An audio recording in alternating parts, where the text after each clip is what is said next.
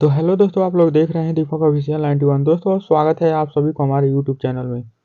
तो दोस्तों बहुत जल्द खेसारी लाल यादव का एक गाना आने वाला है। उस गाने का नाम है जा ये करेजा टू। दोस्तों यह गाना कई साल पहले आया था। दोस्तों अब इसी गाने का रीमेक कर रहे हैं खेसारी लाल यादव। इसका पार्ट 2 ला रहे हैं, जा ये करेजा टू।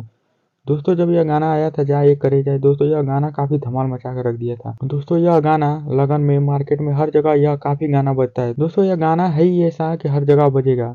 लगन में तो सबसे ज़्यादा इस गाने को बजाया जाता है, क्योंकि ये गाना ऐसा है कि यहाँ आप नहीं नाचने वाले होंगे फिर भी इस गाने पर डांस जरूर कर देंगे। तो दोस्तों यह गाना खेसारी लाल यादव का काफ़ी चलता है, इसलिए इस गाने को रीमेक कर रहे हैं खेसारी लाल यादव और इस गाने का पार्ट 2 ला रहे हैं।